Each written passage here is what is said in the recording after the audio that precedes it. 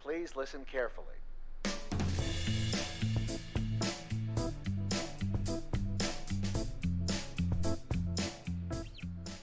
And welcome back to the Out of Focus Target podcast. This is your host, Smiley. Today with me is Shy, and no Van today. So we are going to be talking about, in this special edition of Out of Focus, we're going to be doing some discussion on the Stormlight archive by Brandon Sanderson and some of the related Cosmere books that is a part of. I'll probably say it a couple times, but right off the block here, we're going to be talking deep spoilers on basically anything Stormlight related, Mistborn, Final Empire trilogy related, and Warbreaker related. Those three sets of books are the ones that Shy's read. So we are primarily going to be talking about Stormlight 3 and 4. But we may get into some other stuff based on things we know. What we will avoid is the Mistborn second generation, starting with Alloy of Law and beyond. We won't be getting into anything on that. Won't be getting into anything on Elantris or the Arcanum Unbounded or the Mistborn Secret History, with the exception of Edge Dancer, which was part of Arcanum Unbounded, but also was released separately as part of Stormlight. So just in case you're wondering, the Cosmere is vast already, and so sometimes it can be hard to know what's. I don't want to spoil something if you haven't read the Mistborn original trilogy, if you haven't read Warbreaker, if you're not caught up on Stormlight Archive, please go ahead and catch up on that and then come back to this podcast later. And if we can say something, I think it's worth mentioning as far as because I've had things spoiled before personally where I've been like, that's probably not that important. Like if you haven't read Warbreaker and you're listening to this and you're like, I don't know if I'll ever read Warbreaker. It's probably not that important. No. Warbreaker is super important. It is definitely worth reading that. You don't want to have Warbreaker spoiled for you. So, yeah. And I think we did a Out of Focus pod on Warbreaker specifically. Yeah, so already. So if you missed that one and you want a little bit more in depth on Warbreaker, definitely go back and check that one out. It's on our YouTube page for Focus Target Podcast. So with that out of the way, Shy, how's it going? It's going all right. I like your T-shirt. Looking thanks. My wife smart. got this for me. Nice. N64. Nice. I like N64. I never had one for a long time. I got a PlayStation because back then I was still a kid. I could only afford one console. Like I got it from my parents, and I wanted a PlayStation because that's where the Final Fantasy series was going. And so I didn't get an N64 until much, much later. But it did have some great games. Yeah, most certainly. How are you doing? Doing well. Yeah, can't complain. I've got a lot going on, but and it's summertime, so not summer, it's springtime. So, as a homeowner, there is much to do on the grounds. Yeah. Being a groundskeeper, so it's been a bit of a long day. I was off from work today, but that didn't mean I didn't work. So, but yeah, so I'm doing good. And so you just basically got caught up on the Stormlight archive. You had reread them from the beginning. Yep. Took a little break, did some Mistborn in there, but have recently gone through Edge Dancer, Book 3. Most recent was Dawn Shard and Book 4. It was after after Oathbringer that I took the break. Okay. And so then, you went 1 through 3, took a break, then came back and finished. Yeah. I got it. So let's start there. What did you think about Book 4? It was your first time reading through. Yeah, I mean, I thought it was, I don't know. It was a hard book to read, honestly. It brought me back in a lot of cases to Way of Kings, just as far as kind of mood and setting and kind of how he was, especially I think of the Kaladin arc. The Kaladin parts. It reminded me a lot of that. And and honestly, I was worried. I still haven't we've talked a little bit about this before, I think, but we both read at least portion of Game of Thrones.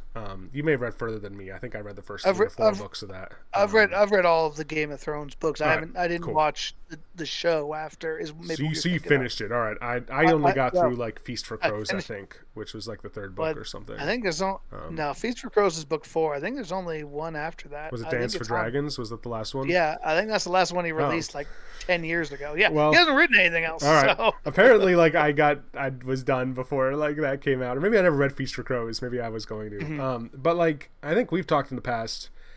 I've liked Sanderson's books because I feel I feel like he's less pessimistic than George R. R. Martin, and I feel like one of the things that I hated the most about George R. R. Martin and Game of Thrones, the first book, even though I kept reading, was, it's Ned Stark, I think, was the dad, the Stark father. Like, he was like the one character I liked at all in the first book. Maybe we get some spoilers. There's maybe some spoilers for Game of here. Thrones too here. So, all right, quick spoiler note: if you haven't read Game of Thrones or watched the show and you really care about that, I feel like we're nearing disclaimer territory on that first season and first book of Game of Thrones. Yeah, statute of limitations. But the fact that he killed him off, and I felt like he was making a statement by killing him off. I think it was like, this is like a guy who lives by ideals, in a world where you can't do that, and so he dies. Absolutely, I agree with that. And I feel like one thing I like about the Way of Kings is it takes these kind of ideals and it actually romanticizes them, like I want in a fantasy series. I don't know, like, I could go watch, like a noir film, or like, read like a really dark series of graphic novels like Batman, or something like that if I wanted like some like really gritty, like, I don't know, like Evil Wins storyline. The thing I like about Stormlight Archives is I like the fact that like there's these like redemptive cycles. There's this like, I don't know, like there's like this idea that like taking the just or right path or a path of integrity is rewarding, and maybe not all the time. Like, I think, and that's one of the hardest things about the Way of Kings. The first book was like, you have a guy, Man Kaladin, who's like acted in an honorable way his whole life, has cared for people, and he's been beaten down for it, and you've seen how it's kind of torn him up. And like, I guess all of that being said, coming back to I keep wondering if like he's gonna do something like just throw you for a loop, like throw a major curveball, and like, like I think, and I don't know, like I kept thinking throughout Rhythm of War, we still like we knew kind of going into the book that Dalinar had made this deal with Odium that there'd be a contest of champions, and I don't really have a good idea of what that is. I think I'd mentioned offhand to you, and you might have a better idea because you've read some extended materials. But I mentioned offhand to you that I was kind of concerned that Adolin might end up being Odium's champion, just because like he killed Sidious. He's kind of got this like thing now, like he's got maybe some, like, as the Black Widow would say, red in his ledger. But like as Rhythm of War's going on, I'm like, man, like Kaladin is just tormented, like what's happening? Like he just can't pull it together. And I was like really getting nervous. But as that book was going on, like, is Sanderson gonna like turn, like, basically is Kaladin going to go the way of Moash, basically? Is he gonna just, and that was definitely a theme he was building on, right? You had Moash trying to convert Kaladin and having conversations with Odium about it, and basically baiting Kaladin at the very end of the book. Specifically, oh man, it was hard to read at parts. And I think partly sometimes that's good. I'm sorry, I know I'm gonna come to a close here in a minute, but like, I think you always, I love that line from Darkest Night. I'm pulling all these other movie and show references, but like when when Two-Face says to Batman in a restaurant, and it's not Batman, but Bruce Wayne. Bruce Wayne says, the night is always darkest before the dawn. And so I think sometimes in books, and I'm not the other thing. Well, no, and was that maybe I'm thinking wrong? Is that actually? That might have been someone else who said the night's always darkest. Was that that was Alfred, wasn't it? I think I'm misquoting that quote. Yeah, I think you're thinking. I was thinking the enemy, the villain. You either die a hero or live long enough to see yourself. I wasn't going that way though. I was going the night is always darkest for the dawn, because I feel like sometimes you need that darkness to make the light that much more welcoming, or that good. Like if you don't, light wouldn't be good if there was no darkness. It's funny though that you kind of conflated those two quotes, because like to your point, I think as you were reading, you were worried it could have gone the other way, right? It could, like, you kind of saw it building up, like was Kaladin going to become the fallen hero, the hero who lived long enough to become a villain, right? Like we didn't know which way it was going to go, and I agree with you. I felt like there was definitely some concern. Like he certainly built it up to be like, oh my gosh, like is this where it finally happens? I think too, I never really considered that, but I really do think that there was an opportunity there. There was a real parallel between Ned Stark and Dalinar in the first book in Way of Kings, where you thought that maybe, he obviously gets betrayed by Sidious, and it looks like, I thought he was toast there. Like I really, as I was reading that the first time, I was really very sure he was going to die by the end of the book. Like I would have put money on it. I would have lost that money, thankfully, because I love Dalinar and I'm glad that he stayed around. But like, it just seemed very set up for him to die and like have that kind of viewpoint shift to his sons. Like in typically that's what happens, right? Like, I mean, and maybe I was prepped for that with Game of Thrones, because that's exactly what happens there, right? Like the patriarch father is killed, and then it kind of shifts to, okay, well, like, now how do his sons and daughters go forth and react to that death and kind of make their own way? You know, like they say, the hero's journey, you always have to, the hero has to come into his own. You can't have Gandalf over your shoulder the whole time. You know, and that's why that's such a trope for like a powerful character to be killed at some point. So I did like that he fooled me on that, which you know, Sanderson does a good job, I think, of keeping me guessing. Like I feel like I'm the type of person. Some people, like my wife, for example, she doesn't like to try to figure out what's going to happen in advance. She likes to just read it and like take it as it comes and enjoy it as she's reading it, which I think is a perfectly fair viewpoint. But I'm the kind of person who likes to try to figure out as I'm reading, okay, what do I think is gonna happen? What's he trying to do? Is he trying to trick me? Like, what's really gonna go on here? And I've not been very good at predicting Sanderson's outcomes, which I think is a mark of a good a good author, to keep you guessing. Yeah, I don't know if you would agree with this, but like I like movies with twists. I like movies like we've talked about, like Christopher Nolan films. Like I enjoy that, but this is what I will say. If I get invested enough in a series or a, you know, like there are some twists I don't want to happen at a certain point. So like I remember, like I never got super into The Walking Dead, but I got several seasons in. But I know at some point they start killing off like main characters, like seasons in, and like I think that was really troubling for the audience, because like that show was all about killing off characters, but it wasn't. You had like your core characters, and all of a sudden the production team started killing those off, and like that's where I was just, you know, like I'm okay with twists, I'm okay with that, but like Kaladin, like at this point, like I don't know. I mean, I don't know what's gonna happen in the next book, but and I think maybe it's worth even just saying right now, like because he mentioned this at the beginning of the book, and you and I have both talked about this, but basically he mentions his plans for the Stormlight Archives, the fact that the next book is going to be the last book of this arc, and he's planning another arc of 5 books.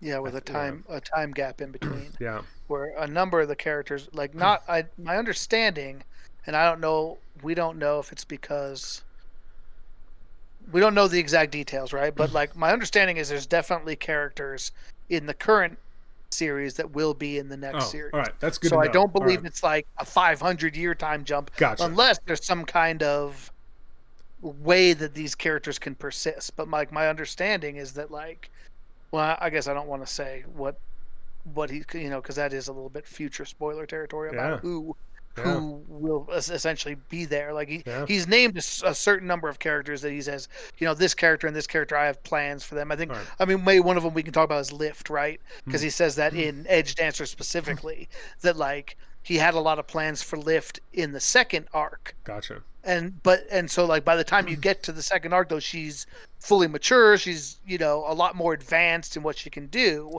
And so he wanted to he specifically wrote Edge Dancer because he wanted to show like how she kind of got started, like where she came from early before we're introduced to her much later on in a more key role. Interesting, like because you know she's never really fully explained what the deal she made all with, of her secrets, right? Yeah, well there you go. But it's and maybe it's a mistake, but you know she acts as if she doesn't fully remember. There was that scene, I think it was in Rhythm of War, but I forget who was she talking to. Was she talking to Navani? But like someone's grilling her about what she said to is it cultivation? I'm always worried that I'm getting these the terms between the Night Watcher. But it wasn't Night Watcher, right? Because the cultivation showed up. It was, remember, there were the 3 individuals. It was Dalinar, her, and then it was Taravangian. It was all went to see the Night Watcher, but the reason they actually got boons was because cultivation showed up in addition. See, I didn't. And maybe they talk about that in Rhythm of War. I'll have to look at that. I know, obviously, that's definitely what happened with Dalinar. But at some point they make that comment about all 3, because like I think the idea is that Night Watcher is kind of a sham actually, and like that's why like everybody's always like, what did you know? It's kind of like it is superstitious, but in their 3 cases, these people that we've seen a difference, it's because cultivation revealed came, and like because that's when I don't know, jumping all over the place, like when Taravangian takes the shard and he starts talking to cultivation directly, and he's like, "Did you know this would happen?" And you know, like, and I think I'm pretty sure I didn't mark that down, but I'm pretty sure that was mentioned in the book. Was like that. So Lif was in the same situation where like cultivation came to her directly, but like she said something like she couldn't remember what she'd asked for, but it was the idea was that she would never change or something. Yes. So I wonder if that's how you would explain, like, if there was even a massive time gap, that like maybe she just changes really slowly, or I don't know. Yeah, certainly possible. Yeah, and I mean, there's other characters too that he's talked about that I will not go into, Right. in case people haven't delved into some of that. But yeah, I mean, it'll be interesting to see. I think maybe it might be fun to do some guesses for what we think will happen in book 5, or what maybe some early prognostication, because I think I have some ideas on where I think it's going to go. I have a question for you. How long do you think the 5th book's going to cover? Like, how long of a time span? I have a theory, but I don't think it's a realistic theory, but I have a wondering. I didn't think about it too much. I mean, I figure since there's a time gap in between, that like maybe we'll get a hint of some of the advanced stuff, but I didn't expect it to, I mean, the contest is set for what, like 10 days 10 or days. something ridiculous. So that's my theory, is that the 5th book is going to be like a 10-day span, basically. The 5th which book is weird too. Yeah. Because I think we know that it's set up for Kaladin and Sazeth to go to yeah, that's a good point. They're going to go try to find Shinovar. And so, like, I know. Is Kaladin going with Seth to Shinovar? Was that how? Yes. And then someone taking. Is that because they think that Ishar went back there, or was someone taking Dalinar to go like try to hunt down? That I don't recall. I'll have to read it again, obviously, before the next one comes out. But like, I wondered about that. I was like, man, it seems like a tight time. But I mean, they move fast. Oh yeah. So. And they have like portals now too, that they could get back much quicker. You think of like Oathbringer and that whole set sequence in Kholinar, and like it's such a large chunk of the book, but that was like a week probably, right? I mean, like, that long, yeah. So he can definitely pad out. He can really put a lot of stuff into a short time span. It was interesting. Yeah, no. I think I tend to agree with you. I think like the primary bulk of the book will be funny to see, right? Like maybe it will be like the full 10 days will be like kind of the whole book, and then maybe there's like an epilogue, and I could totally see that happening. I could also see him kind of flipping you around, because that's kind of I think that's the prevailing theory, and we're getting into Marvel Endgame spoilers here, so if you haven't seen Endgame, go see that, please. But maybe they're going to kind of flip it around like they did in Endgame, where they go and fight Thanos like right at the beginning, and that kind of, you saw the trailers of them going, and a lot of people thought that was kind of like late movie scenes, and it was like 30 minutes in. Yeah. And then the rest of it was actually a lot different than people expected. Like the aftershocks, yeah. Yeah. Because do we want to talk about what we think is going to happen? We can. I don't know that I've put a lot. I'd be interested in hearing what you have to think, and I can comment on it. I don't know that I've put a lot of thought into what I think is going to happen. Honestly, the big thing I think is he's really setting it up for Dalinar to lose. Yeah. All right. I do agree with you there. Yeah, I do get that impression. And that Dalinar, because Dalinar is the kind of person who would honor his oath. And it reminds me of there's a book that I actually highly recommend. It's outside of the Cosmere. It's not Brandon Sanderson. It's called the Lycanus trilogy by let me effort it real fast because I want to give him credit. It's basically, he's kind of a new author who he read Patrick Rothfuss's books, and it inspired him to write his own. No way. That's cool. Yeah, like really, really. Like, was he an author before that, or just no? He's just a guy. Just inspired him to become an author. And his James Islington. It's the first book is The Shadow of What Was Lost. The second is An Echo of Things to Come, and the third is A Light of All That Falls. It's really good. I highly recommend it if you're looking for a something a little different. It's if you like time travel and prophecy and fate and things like that. He does an excellent job of really like having those moments where you're just like, whoa, like where it all comes together, and like it's very tight. It's very tightly written. Like it's clear he wrote the very beginning with the very end in mind, and Nice. everything links up very nicely. So very satisfying read. But there's a guy in that where there's like a similar story where like this evil king challenges this benevolent king to he says, I have all the time in the world. I'm immortal, and so are you. So I don't care how long this takes, but I'm going to give you these three tasks that I think are impossible. And if if you think you can pass them, then you do, then I will never invade your land. I will leave you alone. But if you fail, if you can't complete any of the tasks, if you fail at all three, you have to serve me. Wait, are you getting into And like Canis trilogy spoilers right now? no, this is pretty early on. All right, all right. This is a story that he Oh, reads all right, all that right. like is actually based on one of the characters later that you find. It's like a wit So story, basically. yes, yeah. Oh, it's All just right. like that. It's like he Nice. basically reads this in a book, and like Nice. you realize later, like who these are applying. It's like, oh my god, this is actually like the storybook version of kind of what happened to this guy. Um, but like I can see something like that with Dalinar here, where like I mean, as you can kind of guess, like he tries to complete the tasks and is unable to, and so he then agrees. You're right. You were right. You obviously know what's up, so I'll serve you, and he does, and then he goes on to like wage war against his own former Mm. people because that was the agreement he made, and like it just reminds me very much of Dalinar, where like you could see him like sorrowfully doing what must be done, Yeah, and I think, and yeah. we'll see.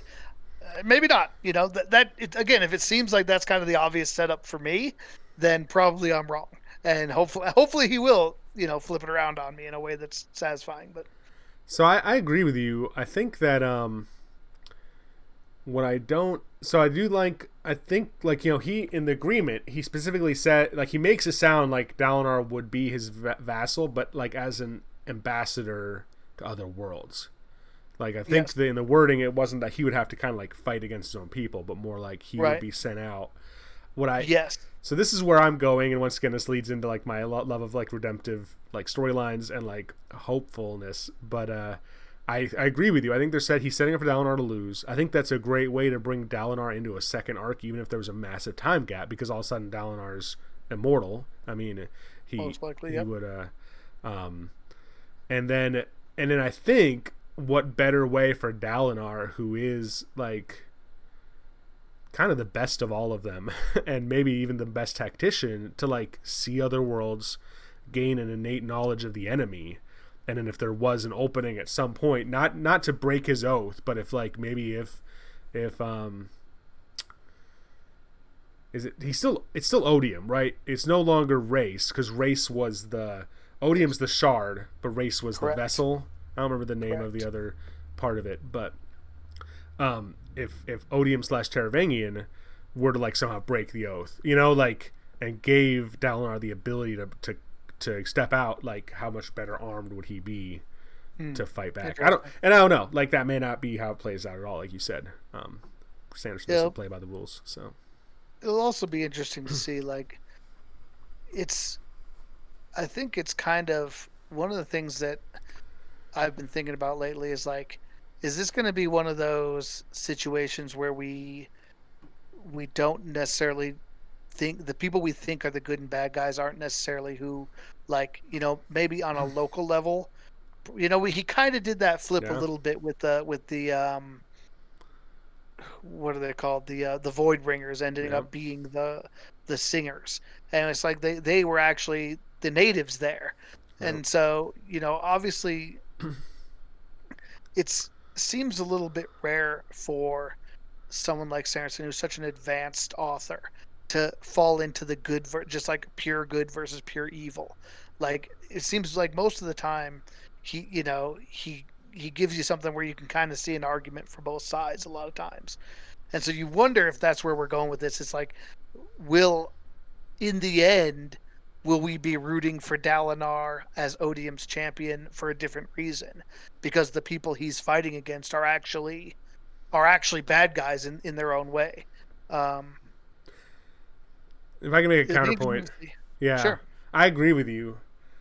I don't want to like I don't want to fall into I don't want to agree with you fully though. I don't want to say something to the extent of like a flat good versus evil, light versus dark is like boring. I think it can be boring. I think that if that's how it ends, I'm not going to look at the storyline and be like, man, I'm let down. You know what I mean? Like, I don't know that would be unsophisticated of Sanderson, like to have like an overarching theme like that, but then have all the complexities filled in the story. I think that like you have people. I think ultimately what we're probably calling good versus evil could be boiled down, I think, and maybe you would agree with me, maybe not, but in my mind is more like a Kantianism versus like utilitarianism.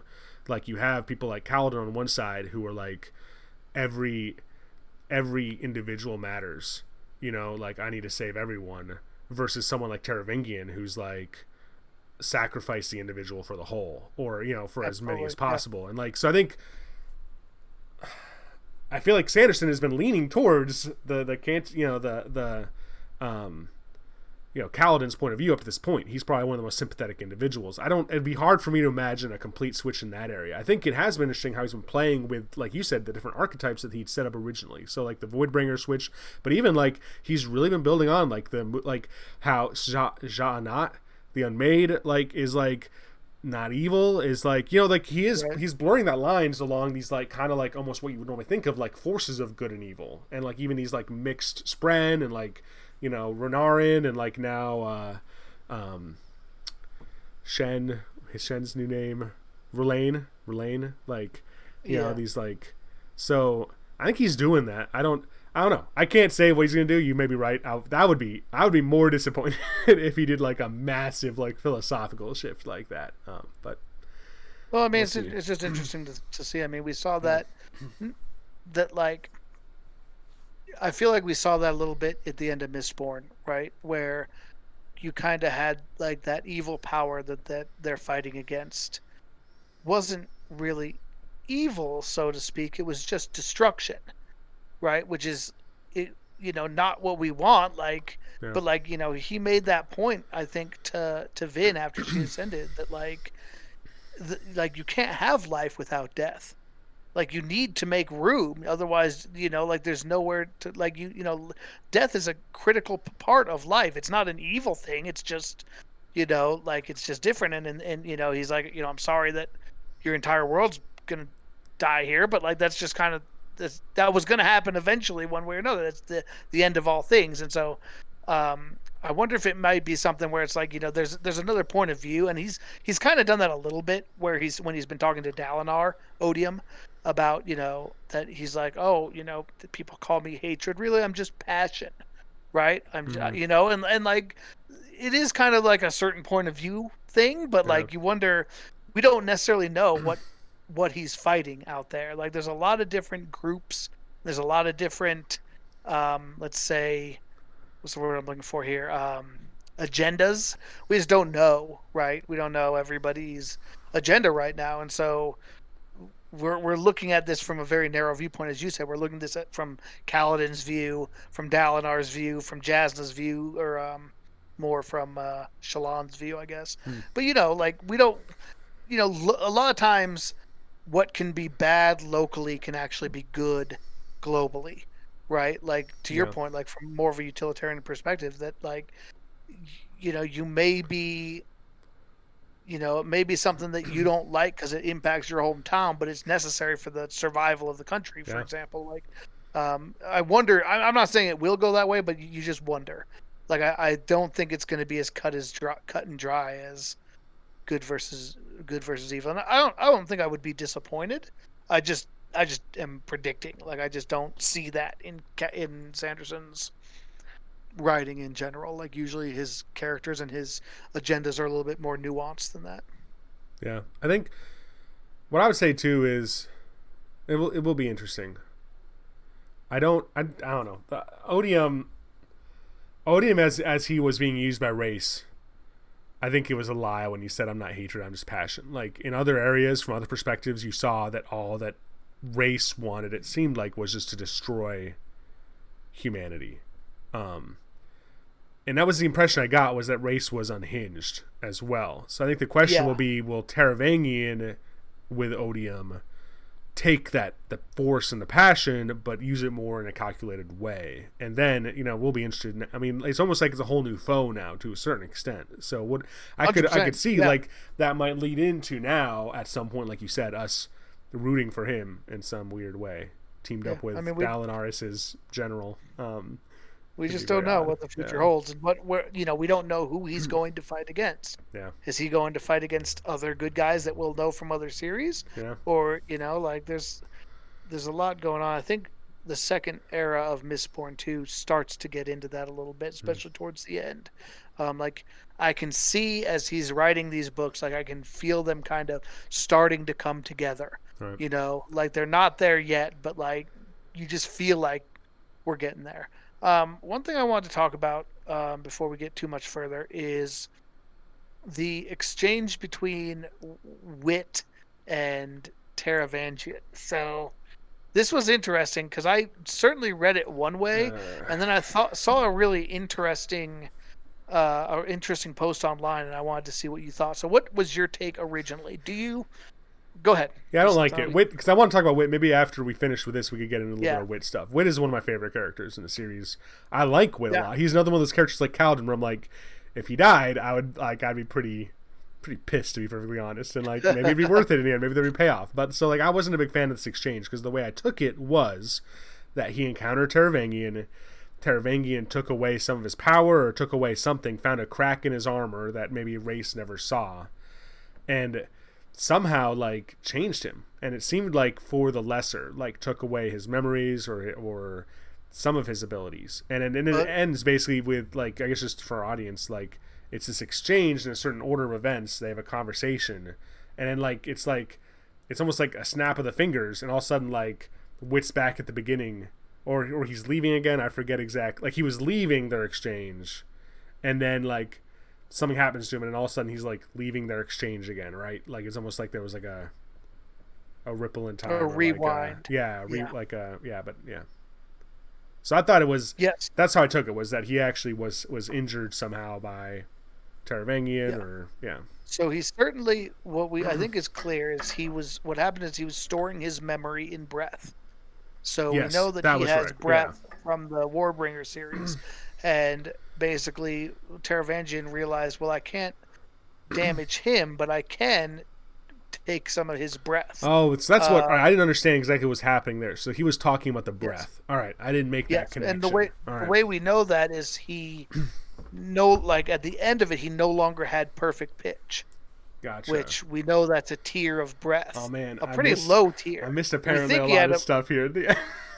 And like it's interesting because like it shows us like the idea that Wit had a lot of those like perfect pitch, perfect color, perfect hearing. Like it makes sense from what we've seen him do, telling stories and making these things like so vivid. Like how you'd be able to do that. Like it kind of explains his powers. But I read a really interesting post on Reddit, and I'm afraid I don't have. I'd have to try to find it. I don't know where it is, but basically a guy argued that there were a couple of subtle clues that based on what Wit said both before and after, that it actually went exactly as Wit had planned it, not as Taravangian had planned it. That like Wit actually was the one who tricked Taravangian into thinking he tricked Wit. Maybe he meant to pass something on to Taravangian that's gonna like play a role later or something. Or basically, yeah. That like and so I thought that was cool because I remember when I first read that chapter, I was just like, I think probably felt a little bit maybe the way you did from your reaction. It was kind of devastating. Yeah, it's like you feel like Wit's kind of like the one guy so far in the Stormlight who's really like kind of plays like a Gandalf role, like impervious in a way. Like he's very powerful. He's kind of trying to do his best. He's out there, and you just feel like he's kind of the one who you can count on to like a lot of times show up and either save the day or give the advice you need or whatever. And seeing him take a blow like that, take an L, like really, I think it was cleverly done regardless of how it works, because it really establishes Taravangian as Odium as a much bigger threat, right? Yeah. Like to see him do something like that makes you go, whoa, like this is somebody this guy's serious now. Like this is not, and And at because the it end of the does. book, that wasn't the last thing in the book. Basically, like That was like it's a the horrible postscript. cliffhanger. It's Yes, a horrible it was. cliffhanger. It was hard because you saw him, and I don't remember if somebody else said this or if it was actually said in the text. But like he's kind of like Ray's as Odium really kind of took a number of L's. Mhm. You know, like Yeah, he was not like Daladar was kicking his ass basically yeah. through. But at the end of Oathbringer, he turned the tide, and like that was it. Like, and you know, everything he tried to do with Kaladin didn't work, and Kaladin just rose stronger from it. And it's like, you know, this he's not really that formidable of an opponent, and now he's got a new lease. What do you think of Taravangian as Odium though? Like, did you like that? Like, because I was once again getting fooled. Like, I pretty much thought Taravangian was done Yeah. when coming into this book, and I was really sad because I thought his chapters were so interesting when we were first introduced to the Mm-hmm. what does he call it, the Diagram. project diagram. No. I thought like what a cool like thing, what a cool idea of somebody who's like smarter or dumber on different days. Like it was super fascinating. I really loved every chapter we got of his. And so I was really sad thinking that he was kind of coming to the end after he had been revealed and was basically awaiting execution. But now to have him set up as the arch villain, like what a surprising turn. What did you think of it? Well, maybe you're right. And the more and more we talk, the more and more I wonder how much I dislike the idea of like rooting for Taravangian one day. Like I agree with you. I think that like the two most complex characters in the series, in my opinion, have been Taravangian and I think Wit. And Taravangian, like we know a lot about. Like part of his complexity is we know they've so much been revealed to us, and he's still very complex. Whereas Wit, I think a lot of his complexity is like mystery, and like us seeing him in Warbreaker and other areas where we're like, man, who is this person? Like if we're like 7,000 pages in this series, and we finally learned his real name because he has like 3 up to this point, you know. But like, yeah, I don't know if I didn't mind Taravangian if he died in this book. I honestly like.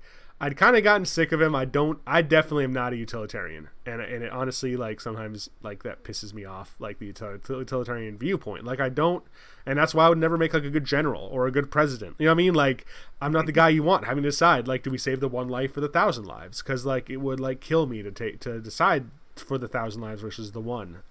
So you're a Cap guy, not a Iron Man guy. See, and I feel like even that's a weird dichotomy because I was trying to think of that because like I think an Iron Man guy is like a nobody dies, right? Like he wasn't even willing to sacrifice himself, you know? Like Cap, I feel like Cap is more of like even though he says no man left behind, he's willing to kill himself to like save other people. You know what I mean? Like he'll still take a loss. And I don't know, he's a soldier. Yeah, but I think Cap definitely embodies the more of the, you know, the anti-utilitarian, and I don't know if Kant is generally set up as diametrically opposed. Yeah. I don't know. That's how I learned it. I don't know if that's actually it's at a deeper study if that's the true opposition. But yeah, I think I really do. I agree with you about Odium too. I think like I forget where it was in the book, but someone was talking about how like unhinged Race had become, and just I think that's why he got all those L's. Was I think that like he was consumed by the passion. Like he was passion. Like the shard was Odium was passion, but Race allowed the shard to consume him. And I think like he wasn't. I think that's like I don't know. Yeah. There's a very important, I think, epigraph. One of the little like, were they epigraphs like or whatever? The appendixes at the end where they have like the information? No, the little things at the beginning of each chapter. Oh, like the headers, like the little like title headers or whatever. Yeah. There's one of the chapters is a letter between Wit and Harmony, and they're talking about, and I think it becomes very relevant at the end, how that idea of the shard and the person, and that the shard changes the person, that like you become like influenced by it, and like that's kind of what happened to Ray's, right? Like over this long period of time, like the shard kind of like you can say corrupted or just kind of unhinged him, like really consumed him, consumed him in a very real way. And so having a fresh host in there that can wield it a little bit better, I think is like it seems to me like the shards basically exist to exert their purpose, right? That like, and so like the more in control you are, the more you can take more of a long-term view of like let's take someone like cultivation. Like if you have a desire to cultivate, like you could maybe, if you're more in control, say, hey, maybe not cultivating now can lead to more cultivation later. Whereas the more you're consumed by the shard, the more you're like cultivate, like regardless of future Yeah. seeing. Yeah. Like that's kind of the impression I've gotten with some of the other stuff. Yeah. So um, it'd be interesting to see how it goes. I'm super excited, obviously, for book 5. Yeah. But it's going to be a while. He won't even start working on it till next year, so we're a ways out. But Is hats off to him for kicking these books out, yeah. and also for he wrote a blog at the, I think it was the beginning of last year, basically saying how he was kind of cutting off almost all of his other projects, non-Cosmere related projects, because he was worried about being able to finish all the stories he wanted to tell in his lifetime. And so the things that weren't Cosmere related, he felt like he had to kind of push to the side and really focus on making every book he wrote part of his Cosmere storyline. And I think like that's real self-awareness and really a service to the people who want the full picture, who want all the stories. So Yeah, it's sacrificial in a way. yeah. I'd like to come back to that the theory you read about wit, because that gives me some hope. Yeah. And like, what's interesting to me is like a parallel that I could see like in another story would be, whether you believe it or not, is in the Bible, the idea of like Jesus Christ, and the idea that like in the telling of the Bible how Jesus dies, which in that story is the victory for Satan, but in the end that was all part of the plan. Jesus comes back to life, and in fact his death was a victory. It'd be interesting if somehow Wit passed something along purposefully and actually injured himself purposely, knowing he'd be injured, and yet knowing that maybe the memory he passed or something about the breaths would affect Taravangian or Odium in a way that would change them. I don't know. That is super interesting. Yeah. I wish I could find it. I just read it randomly on. Well, if you do find it, Reddit, I'll try to find it. You'll send me a link see. at least. Yeah, and I'll try to. If I do, I'll see if we can edit it too into the YouTube comments, so anybody who's watching could read it for themselves, because it was well put together. I wish I could remember all the salient points. It was basically, there's a lot of like, if you read very carefully about like the way he says things, and those end chapters with Wit are always a little bit like third wall or like fourth wall. Like I think in one of them he's talking about about expectations and things like they can always kind of be read as almost like kind of nudge to like the reader from the author in a way. You can like all of those, each of the first 3 books were like that. And so the fourth one, it's talking about sleight of hand. It's talking about misdirection. Yeah. And so like there's stuff in there where you read that, and if you like keep that in mind, you're like, what am I not seeing here? He's playing to an audience. He's playing to an unseen, because he keeps saying he's playing to an unseen audience as he's walking to this throne room to encounter something. Like I didn't frame it that way, but then again there was other stuff like I said, practical stuff I just missed, like the fact that like the pitch and that kind of stuff related to the breaths. Is to related to the breaths. Yeah. All right, well, I think we're getting close on time here.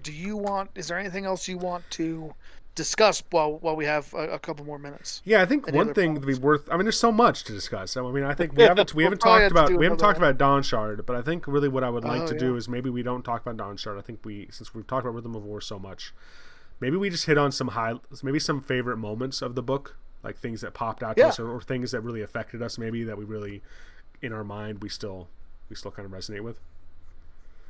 Yeah, when I guess I kind of felt like I predicted the Adolin Shallan outcome pretty well. All right. I thought that was interesting, and there was a tie at the end of that to Elantris, which was cool. So if you haven't read Elantris, I know you haven't, Chai, but for our readers, it's just a single book at the moment. It's not that long. but I found it to be really good. I really enjoyed it quite a bit, and it's definitely got some things that are tying in a little bit already. So definitely, I think worth a read if you just want a one off. Um, yeah, I mean, I what I liked the most about book 4 was it felt really much like a setup book in Hmm. a lot of ways. It was starting to bring the more Cosmere stuff together, the bigger picture of that, where Odium's kind of like, listen, like everything I'm doing here is really just to get ready for the real foe that isn't even you people. Like you people are just, Yeah. kind of distracted me more than anything. I'm trying to get ready for the real fight. And so he started to lay the groundwork for what obviously is going to be the larger narrative that's bigger than just what's happening on Roshar. And so I liked we're kind of getting into the big picture stuff. I liked that we got a little bit more into some of the heralds as well. I liked that we got the showdown with Ishii finally and some of that stuff. But overall, like I didn't like it. It wasn't as exciting a book to me, I think, Hmm. as Oathbringer was.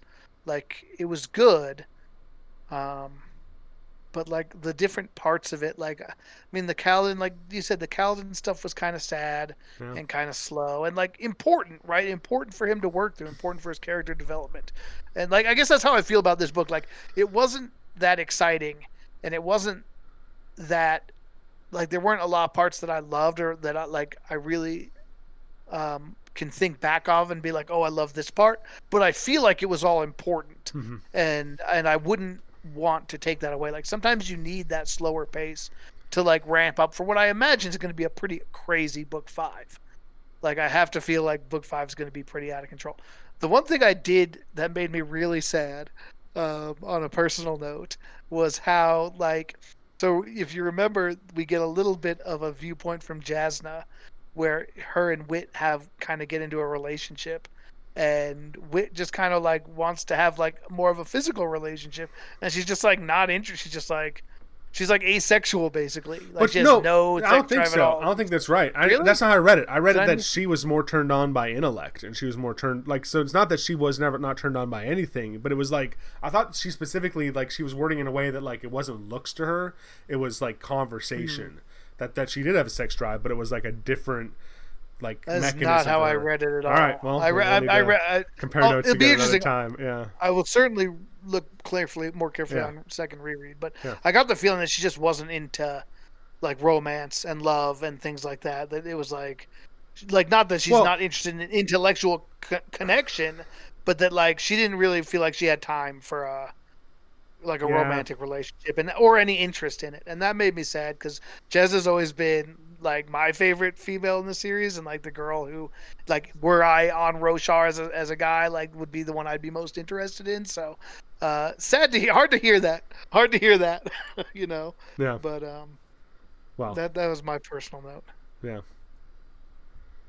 I think I had a lot more parts of the book I liked. I don't know, like Yeah, it was hard to read, but I think the things that come to mind specifically, and I know we're getting short on time, but I really liked the background on the listeners. I really liked Venli's stuff and like the oh flashback really? sections where it would talk about like really like kind of dug in more about her journey to like where they ended up and like her first experience with early or no what's the Voidbringer, the first Voidbringer spread that she met, I forget, but I know you who you're talking about. something, I know his name starts with a U, but Mm. like how she was tricked by him, and then even like her relationship with Eshonai and the mother, and like just I don't know, I liked it fleshing that out. I thought it like gave a cool background and is setting that up well.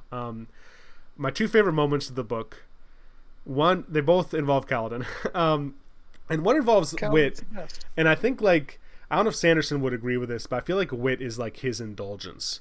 I feel like Sanderson, you like his guilty pleasure kind of. I think Sanderson's Yeah. like you talk about sophisticated and complex Sanderson. I agree with that, but like I feel like Wit is like his like plot device that like when he wants to like, especially with Kaladin, specifically with Kaladin, he's like Kaladin needs a push or he needs encouragement. Oh, put Wit here. Like doesn't have to explain it, doesn't whatever. Wit'll show up and tell a story. And there's that scene when Kaladin's in all the nightmares, and he's just like he's getting destroyed, right? And like and all of a sudden the Wit shows up and there's like this bubble of light, And like, and Wit says, he's like, this isn't a fair fight. Like, it's like he's looking at Odium of this this massive strength beating down on this Radiant, but like a fledgling Radiant, and saying like, this isn't fair at all. And he like decides to step in and intervene. And like that exchange, like I got teary eyed, like because I was on this, I wasn't feeling that great, and like I've been reading this book and it's been wearing on me, Kaladin's story, and just like seeing this kind of like warmth and like just their exchange in that moment, like because Kaladin's like, did you come with a story? And like Wit stops, he's like, and Kaladin's like, did I say something wrong? It's like, well, no one's ever asked me to tell a story before.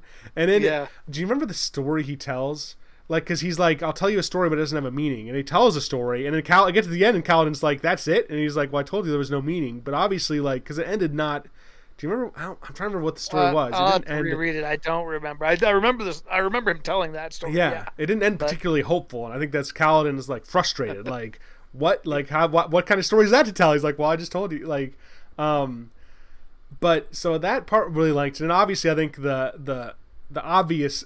crescendo scene of the book, I would say, was when he swears his fourth ideal, and there's that scene where he's jumping off the tower following his father, and Dalinar like pushes through, and basically, and I thought that was just great. And it was like, you know, it's that moment where it was like, I didn't know if the book was going to end with Kaladin in this like state, and I was like, that's going to be really hard for the next like 3 years to end like that. I mean, it's already going to be hard enough with Wit and Taravangian trying to figure out what happened with that, but like I'm like 3 years of Kaladin just being like on the edge of like defeat and darkness. And so that I just loved that scene, how they spelled it out, then him coming back, and just like that kind of like Syl coming back, there was just like that breath of fresh air of him, and then like his exchange with his father, where like, you know, that's been a big thing since book one. It's like they kind of butt heads, and they have these like different viewpoints. His father's like, you know, I will only heal, never hurt, and even give in to, you know, evil potentially or oppression to like continue like helping, like, and Kaladin being like, well, sometimes you have to fight to do good or to heal, and then just kind of at the end realizing, well, we can kind of agree to disagree to a certain extent, but we can still love each other as family. So those were just scenes that stuck out. You know, I mean, I think what I love the most about all of Sanderson's writings is that like I've not yet been disappointed with an ending to a book I've read of his, honestly, and like that's hard to do. I think endings can be really hard to stick, and can really make it, you know, like there's a lot of great stories that don't always have the best ending, and you're just like, you know, like you want that ending to really pop, and they always do. Like they're all really good. Like I always walk away feeling really good about it. And you know, that's something I noticed about James Islington's that I referenced before, that Lycanus trilogy was like that. Like every time I got to the end of a book, I was always just like, oh my god, now I need to read the next one, because like his last chapter always just like hits you in the face with something. And like that's something that I feel like that Sanderson does really well too, and I really appreciate that, because nothing can ruin a great story like a fizzled out ending. You don't see it as much in books, but I think of like some shows. Like obviously I haven't seen it, but people were very unhappy with the way Game of Thrones ended. You know, Lost, I think, again, one that I never saw, but a lot of people were very disappointed with. I think people have said that about The Wasteland, the Gunslinger books from Stephen King. I really liked how it ended, actually. I thought it ended fantastically, but a lot of people did not like it. And like it can be hard to live up sometimes to when you've written so much and you've gotten so invested in these characters. Like I feel like I trust Sanderson to really give me the endings to these series and these books that I want. And that's why, like, more than anything, I do just want him to like take, like, I want the whole picture, like take us through, like I want to get to the second series, like bring it all together, give us like the Avengers equivalent of everybody coming together, where we got Mistborn people and Stormlight people and Warbreaker people. Like I think that'd be awesome. So when I think, and if I maybe like one last thing in an episode of One Last Things, but I had a thought that I wanted to talk to you about just what is so good about the Stormlight archive, and maybe even just like all of Sanderson's series to a certain extent, and like something that I haven't read a lot. You've read a lot more fantasy than me, so maybe you can set me right here. But like the main series I've read are probably Game of Thrones and Lord of the Rings, then, of like as far as fantasy goes, and and I don't feel like either one of them you would really classify as like mystery like series to a certain extent. Like Game of Thrones, there was like intrigue, but it wasn't like you were like discovering stuff. And Lord of the Rings, I would definitely say that like there was a lot of lore in Lord of the Rings, but they were on a journey. Like it was more of like an experience. But I feel like Absolutely. with Mistborn, I mean, I think Stormlight Archive's probably really the standout, but I think Warbreaker, you saw this as well. I think Sanderson is almost like a mystery writer, like who like is like at his core like a mystery writer, but then he like puts it in fantasy trappings or like sci-fi trappings, and like that is what I think is so compelling about specifically the Stormlight Archive is like we've been unraveling this like history that like from our, we don't know the whole picture like you're saying, and I think that's why like every book is special and every reveal is special because it's like another like just like clue, and I don't like, I think that's so cool. I think that, and I just wonder how unique that is though. Like part of me is like, is that actually not as unique as I'm making it out to be, like in the fantasy genre? Or, some of the best ones I've read have been like what I first think of when I think about that is Harry Potter, actually. Like that's a good point. Especially within each book. Like as I've my wife and I are actually rereading the Harry Potter series together now, because I like to reread Harry Potter like once every year or two because it's that good. Yeah. It's so good, and like one of the things that's great about it is like if there's one book that I wish I could like have my memory completely wiped of and reread again, like not knowing what will happen, it's Harry Potter, because J.K. Rowling seeds so many things in her books, and like they're mysteries. Each one is a mystery novel. You don't think of it that way, and like there's so many clues along the way where maybe you can't figure out every last detail, but like she really gives you an opportunity to get a really good idea of what's really going on if you read carefully. And like when you reread it, it becomes super obvious. Like you read things, you're like, oh my god, like how did I not catch this the first time through? Like here's look at this, look at this, look at this. Like it's all there. And like you like to hide it in plain sight like that and not have it just pop out obviously to you, I think is really cool. So that's what I think of. I also say, just as a tease, if that's something you like about Sanderson stuff, I think you'll really enjoy Mistborn Era 2, because it kind of, I feel like, goes a little bit more in on that. Like, you know, like that kind of like trying to figure out what's going on, and that whole mystery thing more on a local level. So I think you will enjoy that even maybe more than I did. Can I ask you a yes or no spoiler question? Like all I need is a yes or no. You don't need to go more in depth. But is Thydekar introduced, the name or the person, in the second Mistborn series? I don't think so. All right. I mean, so like not obviously yes. Like it's not like Thydekar is related to this world. All right, because I feel like that's one of the biggest questions I have right now is like who the F is this Thydekar person that like everyone's talking about at this point. I thought I might know, but then I'm like, oh, maybe I'm not right. Gotcha. Right. I think again the real, like if there's two really critical things left on your radar for Cosmere that'll like really be the most Cosmere relevant, obviously Mistborn Era 2, but also Mistborn Secret History, which is in the like that one is critical. That one is pretty crazy. That one gives you some insights. But you know, to answer your other question, like what I think what you're saying is absolutely true. Like he set that scene at the very beginning of the first book, the heralds turning in their swords, saying we can't do this anymore. We're at like that painted a picture that you wanted to know more about, and we've learned a lot about it. Like we've learned almost all of it really, but like there's still more there. Like it's part of something bigger that I think really hooks people in, and like it's cool to get more of that bigger picture thing as you're going through these smaller local stories. But I think it really, like all fantasy, the best stories, like you've got stuff that's like Lord of the Rings that's more like you said about a journey or an experience, but the books that I've liked the most have been about have characters that like you care about, like you said. And I think that's here's the other question I wanted to ask you, because it's very relevant here. So like the first book, you had 3 viewpoint characters. You had Kaladin, you had Dalinar, and you had Shallan.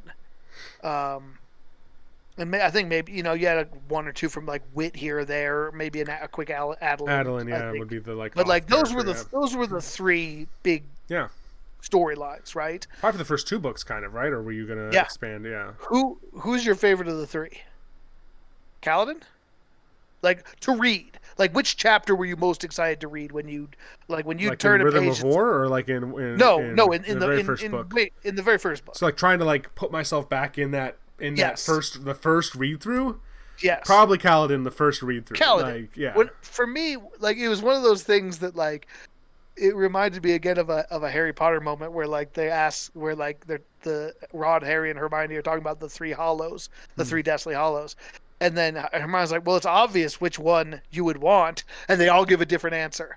And I was listening to that podcast, The Legendarium, where they were watching or they were talking about this. And the host of that asked his co-host, who's your favorite to read? And I was sure they were all going to say Kaladin. Because to me, it's like Kaladin's part is so compelling. It's so good. Like he's the one you're turning the page to find out. But they did, like they all gave a different answer. And I think that really shows, because I do like all three, that like the characters are just compelling. You care about them. You're interested in them. You want to find out what happens to them. And that's like, to your point, why it can be hard to read and you're worried about what's going to happen. I'm worried about him. I'm worried about him. Like at some point, one of the good major characters is going to die. Like I don't know. It's going to happen. And the question is, if Dalinar turns, is that a death, for instance? Yeah. You know what I mean, like that's great. I don't know, man. That's like hard for me. Like I was thinking, like I don't know, Smiley. Like I've invested a lot, obviously, to the series. You know that. But like if I don't know. We'll see. If Kaladin dies or something happens irrevocably that I'm not excited about, it'll really be interesting. It's going to be hard to keep reading potentially. It's interesting because if something like that happens, I would think it might be book. Like we don't know what kind of ending Kaladin's going to have, but I think he's been basically the main character. I would say him and Dalinar have been the main characters of the first 5 books. Shallan as well, of course, right? Like they're the three throughputs, I would say. And so like if there's a time break and it's going to shift to some other characters in the second half, like I have to feel like this is Kaladin's book. He and Shallan, like I wonder how much they will be involved going forward. And we'll see. We'll see. But like I think it's possible one or both of them could kind of have a soft ending, if you will, and whether that's a death or a retirement or a going off to live happily for once, like putting the spear down. I mean, who knows? But I think book 5 is going to be. I think there's going to be some finality there. Like he can't continue to just open. Yeah. Like he has to cut off some branches to focus on different sets of the story. And I think Kaladin is probably one of those. All right, one last question. On from me is Renarin, because I feel like you talk about character. We talk about characters like they're coming maybe to a jump. Like to something like the end of the next book has to be some kind of major shift. Renarin, while he's never played a major role at all, in this book it was implied that he is a major chink potentially in Odium's ability and now Taravangian's ability, and maybe that ties into how Dalinar, the face-off of Dalinar, resolves. Like I feel like that's still a big unanswered question, and Renarin, in my mind, isn't a character I see going to the second arc. He's just never been a major character, but it feels like he's gonna. Oh, all right. Wait, so you don't think he's going to the second arc? I disagree. Oh man, I don't know. I feel like I would say he's what I really hope does. I'd love to get more from him. I'd love to get like a chapter where how like we have like the flashbacks from different characters. Yeah. Like I'd love to have one from him, like to like really get into like he's a very interesting character to me, and I hope we get to see more of him. Well, I'm sorry, I didn't mean to say I'm not hoping to see more, but I guess I just with how little he's developed him, I just feel like I don't know. Maybe I'm not. See, those are the characters I think we're more likely to see more all right. Like the ones that we've spent the most time of, it's like we've already had 5 books of Shallan and Kaladin. And I think we're approaching it 2 different viewpoints too. I keep thinking it's going to be a bigger time gap. So besides those people who have like immortality or some ability to transcend that time gap, in my mind, everybody else is just going to fade away potentially. See, I'm not sure. We'll see. I don't think it's been. I don't think he's ever said. I don't think it's. But I don't think it's going to be that long. I think it's going to be, like, I think it's going to be like 20 years or something is my guess. 10, 20 years, something like that. Gotcha. So we'll see. All right. All right. Well, it's been good. It's been fun. I think this has been an out of focus podcast, so we do miss Van on these, but sometimes two of us have something that we can talk about that the other I mean Van hasn't read any of the Stormlight series. I don't know that he has any plans to, so not having much to say here, it would kind of be a boring podcast for him. So it gives us an opportunity to talk about something that we wouldn't otherwise on the main pod. But you can still reach us in the same place if you have any questions, comments. If you want to talk, if you have questions for us about Stormlight, either our opinions or things like that, let us know on Twitter at Focus Target. YouTube page is Focus Target Podcast. All of our previous episodes, both the normal podcast and the out of focus, will be loaded up there. We have an email, focustargetpodcast@gmail.com, and of course we are streaming on Twitch TV. Twitch.tv/Focus Target Podcast.